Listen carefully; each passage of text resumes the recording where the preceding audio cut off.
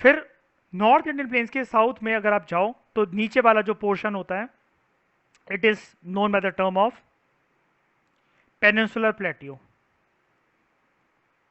It is known by the term of, क्या कहते हैं हम लोग इसको, पेनिनसुलर प्लेट्यू। ये ऐसा क्यों हो रहा है यार? हम्म हमारा जो पेनिनसुलर प्लेट्यू है, it is triangular in shape, कुछ इस तरीके से बना हुआ है। ठीक है, अभी दिखाते हूँ, थोड़ी देर में रुक जाओ।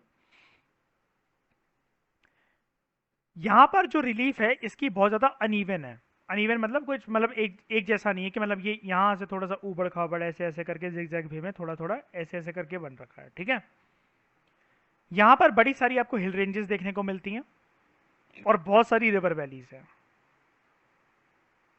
अरावली हिल्स, हिल रेंजेस की बात करें अगर, अरावली हिल्स दुनिया के सबसे पुराने हिल रेंजेस में से एक रेंज, ये इस पेनिनसुलर प्लेट्यू के नॉर्थ वेस्टर्न साइड पे आता है। विंध्यास और सतपुरा यहाँ की इंपॉर्टेंट रेंजेस हैं, अपार्ट फ्रॉम अरावली, जो कि नॉर्थ वेस्टर्न साइड पे इसको बॉर्डर करता है, लेकिन Vindhyas and Satpura are properly located in it. नदियां कुछ इंपॉर्टेंट अगर हम लोग बात करें, नर्मदा और तापी, नर्मदा और तापी इन रेंजेस से फ्लो होती है। दिस इज नर्मदा एंड ये रही तापी, तापी, ठीक है, इन रेंजेस से फ्लो होती है। उसके बाद ये दो रिवर्स के बारे में याद रखना, ये वेस्ट फ्लोइंग रिवर्स है। These are west flowing rivers. जैसे गंगा क्या थी, ईस्ट फ्लोइंग थी। ये दो रिवर जो है नर्मदा और तापी, ये यहां पर देखो ये लिखा हुआ है, वेस्ट फ्लोइंग रिवर्स है ये, जो कि फाइनली जाकर गिरती हैं अरेबियन सी में। फिर थोड़ा सा नीचे चले जाओगे तो आपको यहां पर देखने को मिलेगा क्या, वेस्टर्न घाट्स। आपको यहां पर देखने को मिलेंगे वेस्टर्न घाट्स, या जिनको हम लोग कहते हैं सादरीज। ये इस प्लेट्यू को बॉर्डर करते हैं, पेनिनसुलर प्लेट्यू को वेस्ट साइड पर, वेस्टर्न घाट्स वेस्टर्न साइड पर डेफिनेटली। ईस्टर्न घाट्स इस पेनिनसुलर प्लेट्यू की ईस्टर्न बाउंड्री फॉर्म करते हैं। बहुत कुछ चीजें पढ़नी है इसके अंदर हमें, मतलब ये सिर्फ तो बेस है कि ईस्टर्न घाट्स के सारे रेंजेस, हाई लो रेंजेस, ठीक है, ज़्यादा वेजिटेशन किस में, types of animals, national park, wild life sanctuary, flora fauna किस तरीके का मिलता है, कार्डमम हिल्स कहाँ पर हैं, साउथ इंडिया की सबसे हाईएस्ट रेंज कौन सी है, सबसे लोएस्ट रेंज क्या है, प्लेट्यू वहाँ पर कौन से फेमस है, कुछ वाटरफॉल्स, ये हम सब पढ़ेंगे। लेकिन उसके लिए हमें पहले ये अपना ज्योग्राफी का ये वाला बेस बनाना पड़ेगा। वेस्टर्न घाट ना, एक इंपॉर्टेंट बात याद रखना, वेस्टर्न घाट ना they are almost continuous range है, बिल्कुल कॉन्टिन्यूस रेंज है कि मतलब एक तरीके से ये जो ये वाला है ना वेस्टर्न घाट, ये ऑलमोस्ट एक कॉन्टिन्यूस रेंज है, कहीं नहीं रुकती, कोई गैप नहीं आता।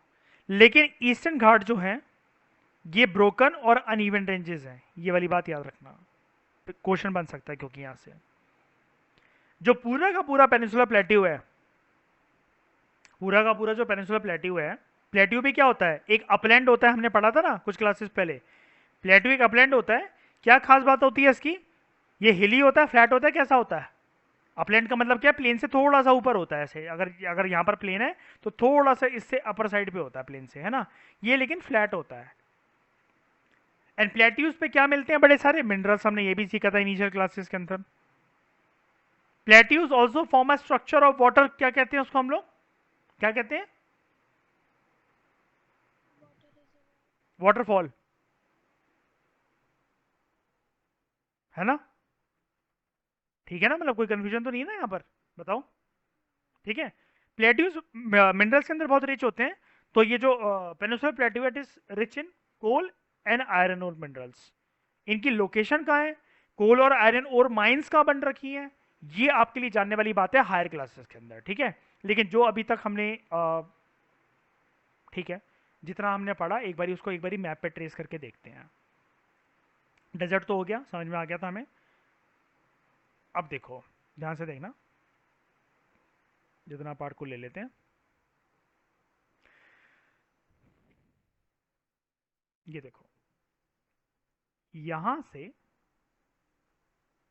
ये और ये करते करते ऐसे,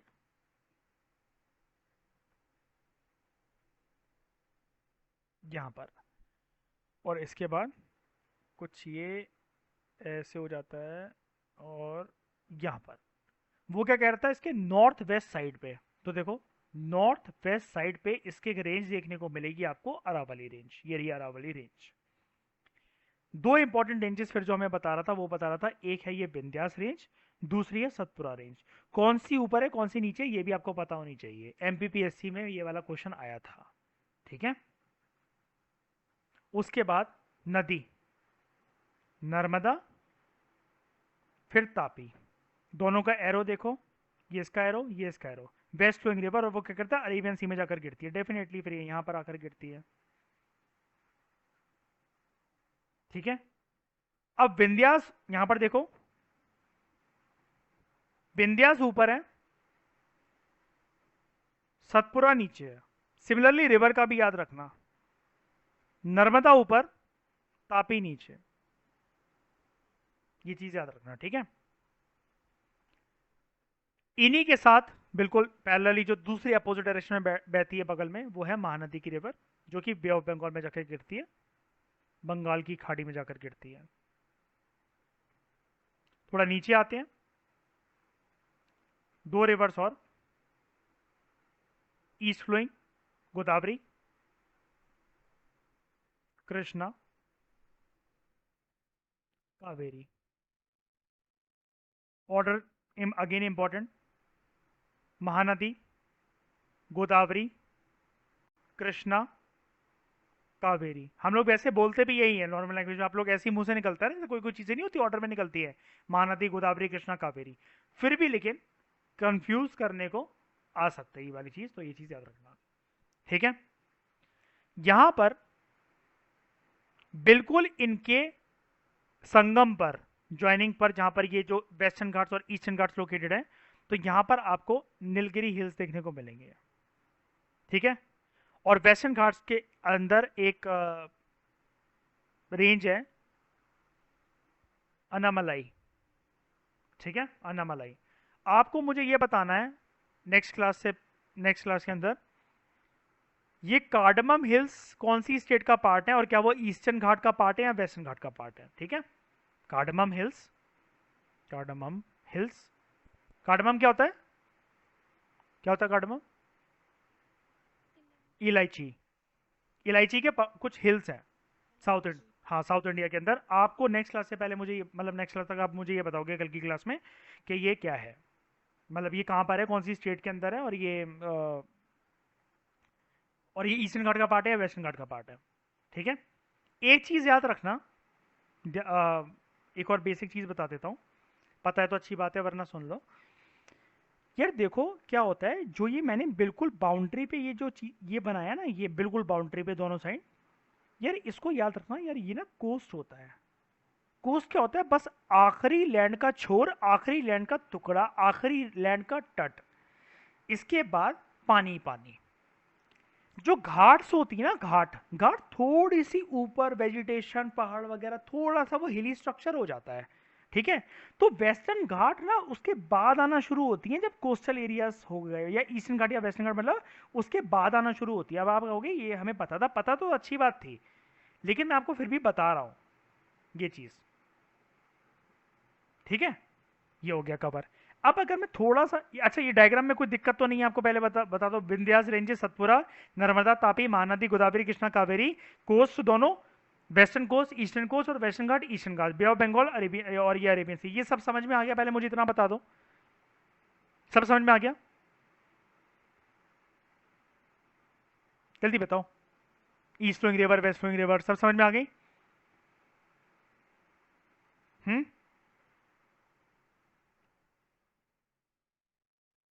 अब यहां पर एक लास्ट इंपॉर्टेंट चीज देख लो,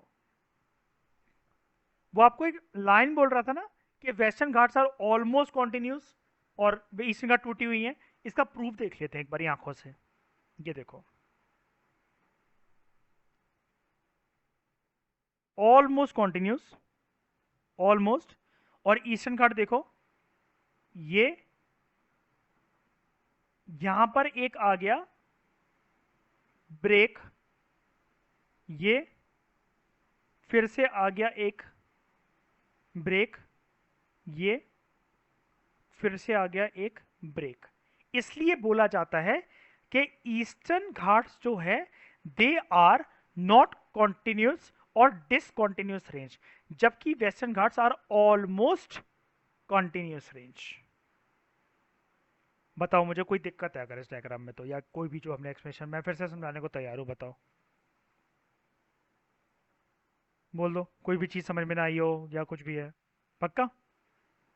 अब याद रखना है इसको, इंडिया का मैप बहुत अच्छे से कंठस्थ कर लो। वर्ल्ड ज्योग्राफी से ज़्यादा इंपॉर्टेंट इंडियन ज्योग्राफी होती है, क्योंकि जीएस पेपर 3 और जीएस पेपर 1 दोनों जगह काम आएगी।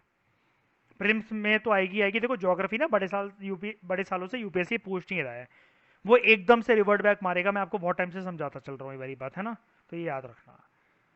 तो ये चीज़ हो गई हमारी कवर, सारे ये सब देख लिए। अब क्या है आगे एक्सप्लेनेशन, इतना पेज भर गया यार ये लिख लिख के हैं। बगल में ये फालतू बात कर रही है ये लड़की यहाँ पर, कि बड़ी सारी लड़कियों का नाम जो होता है यमुना मंदाकिनी इन रिवर्स के नाम पे होता है। हट। तो to the west of western Ghats, western Ghats के बिल्कुल वेस्टर्न साइड पे, और to the east of eastern Ghats, eastern Ghat के ईस्ट साइड पर हमारे पास हैं कुछ प्लेन्स जिनको हम लोग कहते हैं कोस्टल प्लेन्स। ठीक है, जैसे कि मैंने आपको पता ना, पहले घाट आते हैं उसके बाद प्लेन आते हैं, तो ये रहे कोस्टल प्लेन्स। वो these are the coastal plains, ये एक, ये और दूसरा एक, ये eastern coastal plain, eastern coastal plain, western coastal plain, western coastal plane.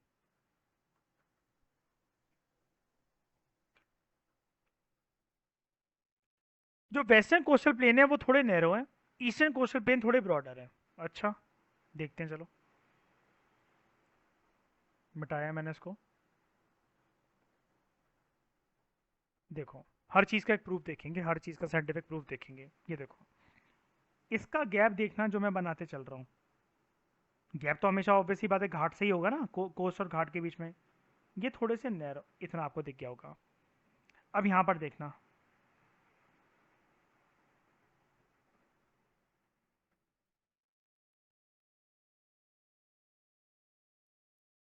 दिख गया लाइन, फर्क आ गई, नजर आ गई। ये ब्रॉडर लाइन्स हैं इस साइड वाली, ये वाली ब्रॉडर लाइन्स हैं, ये थोड़ी सी नैरो लाइन है। तो इसलिए आप कह सकते हो कि from the western side of our peninsular plateau is narrower from the coastline, and the eastern side of our peninsular plateau is much broader than the western plateau, sorry, than the western coast। ठीक है, तो जो coastal plains हैं, western coastal plains थोड़े से narrow हो जाते हैं, they are very narrow. And जो ईस्टर्न कोस्टल प्लेन है, ईस्टर्न कोस्टल प्लेन जो है दे आर मच ब्रॉडर। ठीक है, बहुत सारी यहाँ से ईस्ट फ्लोइंग रिवर जो हैं वो जाती हैं, मैंने आपको चारों की चारों दिखाई, महानदी, गोदावरी, कृष्णा, कावेरी, की सारी कहाँ जाके गिरती हैं, बंगाल की खाड़ी के अंदर, जिसको हम लोग कहते हैं बे ऑफ बंगाल। इन सारी रिवर्स का बड़ा सारा फर्टाइल डेटा भी है, जो कि फॉर्म होता है इन रिवर्स के माउथ पर। और जैसे कि अभी आपने पढ़ा, मैंने आपको वो बताया था कि अगर ये है अपनी रिवर, ये है अपनी रिवर, तो इसके बाद जो इसका ये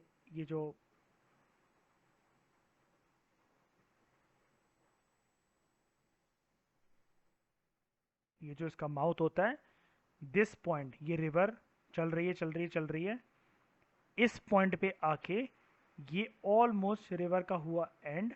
ठीक है, और यहाँ पर ये जो फैन शेप स्ट्रक्चर जो बनता है, that is called as delta. Delta के अंदर अगर हमसे कोई पूछे कि what is found in delta, तो डेल्टा के अंदर रिच सेडिमेंट्स के डिपॉजिट्स, या फिर हम ऐसा कह सकते हैं rich alluvial alluvial deposits are found. ठीक है, और यहाँ पर जो गंगा और ब्रह्मपुत्र जो फॉर्म करते हैं, जो कि अभी हमने थोड़ी देर पहले देखा था, वर्ल्ड का लार्जेस्ट डेल्टा फॉर्म करते हैं, which is known by the famous name of Sundarbans delta. क्या हो गया? हाँ, सुंदरबंस डेल्टा कहाँ फॉर्म होता है? बे ऑफ बंगाल के अंदर, बे ऑफ बंगाल के अंदर। ठीक है, उसके बाद कुछ बचा है क्या? हम्म इसके बाद हमारे बस लास्ट का एक टॉपिक छोटा सा। हमारे पास दो ग्रुप ऑफ आइलैंड्स है, दो आइलैंड्स नहीं याद रखना, ग्रुप ऑफ आइलैंड्स है, क्योंकि ग्रुप ऑफ आइलैंड्स है जैसे कई लोग इसको आइलैंड्स बोलते हैं। तो आप मुझे ये बताइए, अ, हमारे पास कोई एक ऐसा आइलैंड तो है नहीं कि अंडमान निकोबार आइलैंड या लक्षद्वीप हो। हमारे पास हमेशा चाहे अंडमान निकोबार हो, वो कुछ ऐसे ऐसे करके आइलैंड्स बन रखे हैं यहाँ पर, ऐसे, ये। तो मुझे सबसे पहले ये बताओ, अगर मुझे कहना है सिर्फ एक आइलैंड, तो मैं उसको क्या कहूँगा? एक आइलैंड क्या कहूँगा? आइलैंड ही कहूँगा, ऑब्वियस ही बात है। एक आइलैंड को मैं आइलैंड ही कहूँगा। लेकिन अगर मैं बोल दूं, जैसे ये जो स्ट्रक्चर मुझे दिख रहा है कि एक आइलैंड नहीं होता, नंबर ऑफ आइलैंड्स है, जैसे 500 प्लस आइलैंड्स हैं। अंडमान एंड निकोबार हम लोग इसलिए क्या बोलते हैं? अंडमान एंड निकोबार आइलैंड्स बोलते हैं, not island. Number of islands are known as, एक टर्म यूज होती है, archipelago. Archipelago, number of islands are known by the name of archipelago. Lakshadweep जो आइलैंड्स हैं, ये अरेबियन सी के अंदर लोकेटेड है, पता ही है आप लोगों को। ठीक है, और ये कोरल आइलैंड्स है, याद रखना इनका नेचर कैसा है। ये कोरल आइलैंड्स हैं जो कि केरला के थोड़ा सा पास नज़दीक लोकेटेड है। फिर अगर हम लोग बात करें अंडमान एंड निकोबार आइलैंड्स, देख रहे हो दोनों में आइलैंड्स है, एस लगा हुआ है दोनों के अंदर, दिख रहा है ना ये? देखो आइलैंड्स, आइलैंड्स, इसलिए हम लोग इनको क्या बोलेंगे? आर्कीपेलेगो। चाहे लक्षद्वीप हो, चाहे अंडमान निकोबार आइलैंड हो। ठीक है, अंडमान निकोबार आइलैंड इंडिया के मेन लैंड में साउथ ईस्ट एशियन पार्ट में है, इंडिया के मेन लैंड से साउथ ईस्ट एशिया के पार्ट में है, और ये बे ऑफ बंगाल के अंदर लोकेटेड है। जो सुनामी आई थी 2004 की, उसने कौन से ग्रुप ऑफ आइलैंड को अफेक्ट करा था?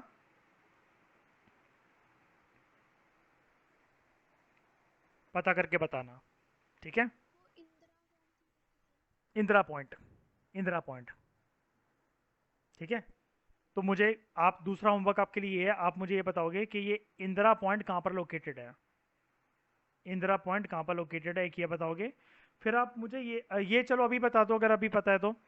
सुनामी का one of the primary cause क्या होता है?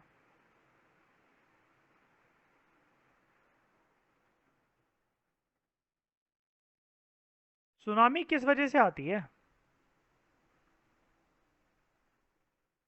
यहाँ पर लिखा हुआ है, देखो। वो वेव्स तो उसका नेचर होता है आशिमा। मतलब वेव्स तो उसका आफ्टर इफेक्ट होता है कि सुनामी आई है तो ऊंची ऊंची लहरें उठेंगी समुद्र से, ये तो मेरे को पता है। आती क्यों है, रीजन पूछ रहा हूँ। वेव्स ऊपर क्यों उठ रही है, मैं उसको, मतलब वो सुनामी की फॉर्म में क्यों उठ रही है ऊपर? जैसे सुनामी की डेफिनेशन देखो यहाँ पर, देखो। सुनामी एक ऐसी ह्यूज सी वेव्स होती हैं जो कि जनरेट होती हैं due to earthquake on the sea floor. ठीक है भाई, आप कहोगे चलो अर्थक्वेक है इसका रीजन।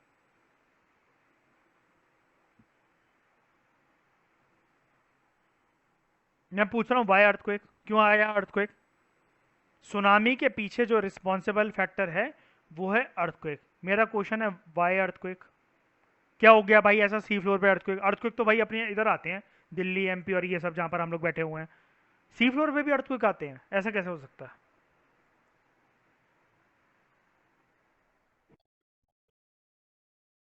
Very good. ठीक है, क्या कहते हैं उन प्लेट्स को हम लोग?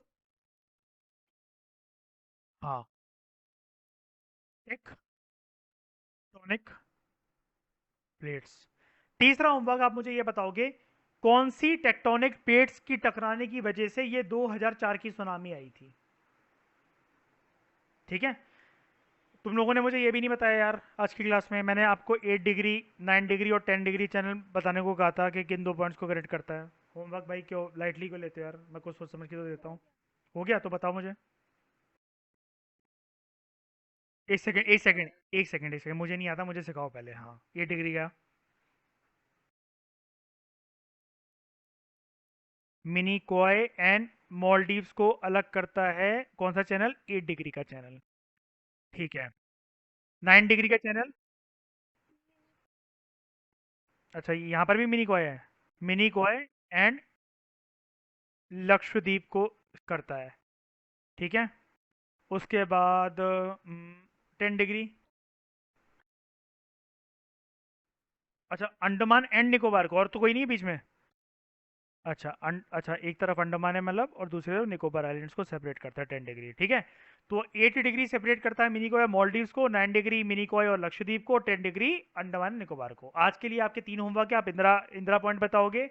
2004 की सुनामी जो आई थी वो हमें पता लग गया अर्थक्वेक की वजह से, टेक्टोनिक प्लेट की शिफ्ट की वजह से आई थी। आप मुझे बताओगे वो क्या मेजर प्लेट थी या माइनर प्लेट थी, और प्लेट के नाम क्या थे, कौन से दो प्लेट्स की शिफ्ट की वजह से ऊपर नीचे ऊबड़ खाबड़ हो गई थी वो प्लेट, उसकी वजह से आई। और एक होमवर्क और बोला था मैंने आपको, आप कार्डमम हिल्स के बारे में बताओगे मुझे, है ना? ठीक है ना? अब वो कोरल्स बोल रहा था, लास्ट पॉइंट ये भी रह गया हमारा, यहाँ पर देखो। वो एक बोल रहा था कि लक्षद्वीप, लक्षद्वीप के बारे में बोल रहा था ना, कोरल्स होते हैं, if I am not wrong. हाँ, they are coral islands. Yes, Lakshadweep islands को बोल रहा था कोरल आइलैंड्स होते हैं। ठीक है। कोरल्स क्या होते हैं? कोरल्स ना बेसिकली छोटे छोटे ना समुद्र के अंदर पाए जाने वाले एक मरीन एनिमल्स होते हैं। पहले ध्यान से सुनो, कोरल्स के बारे में कुछ और बता रहा हूँ, लेकिन पहले कुछ और सुनो। कोरल्स के बारे में बाद में सुनना। छोटे छोटे मरीन एनिमल्स जिनको हम लोग पॉलिप्स बोलते हैं, पहले ध्यान से सुनना। छोटे छोटे मरीन एनिमल्स, समुद्र के अंदर रहने वाले कुछ जीव जिनको हम लोग पॉलिप्स बोलते हैं। पॉलिप्स अच्छे से फल फूल रहे हैं तो ये कुछ फ्लावर शेप मतलब बन जाते हैं अलग अलग कलर के। समुद्र के अंदर इनके अनगिनत कलर होते हैं। ठीक है। Blue, purple, green, red, magenta, pink, सारे कलर के ऑलमोस्ट आपको ये साथ में ऐसे मिलेंगे। बहुत कलरफुल सा ब्यूटीफुल का स्ट्रक्चर, ब्यूटीफुल सा स्ट्रक्चर लगता है।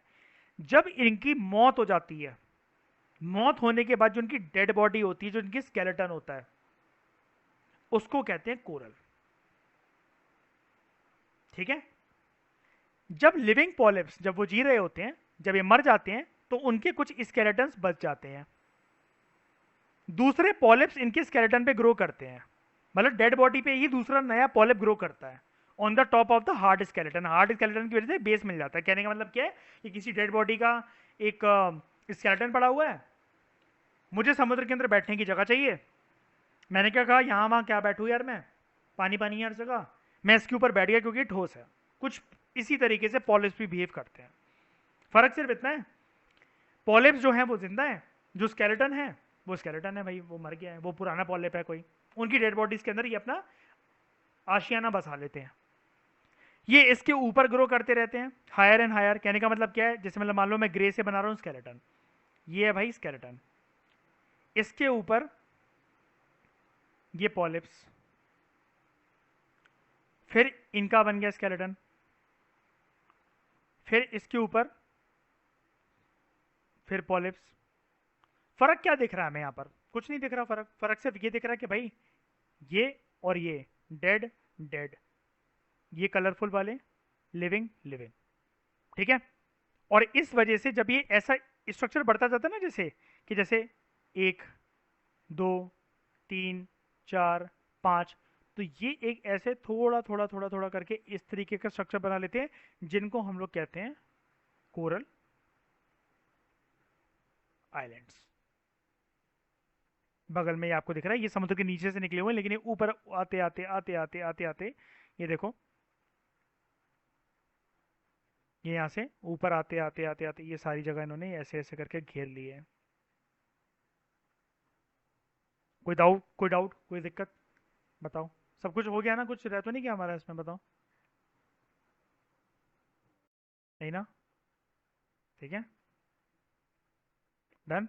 नेक्स्ट क्लास में बात करेंगे नेक्स्ट चैप्टर के बारे में।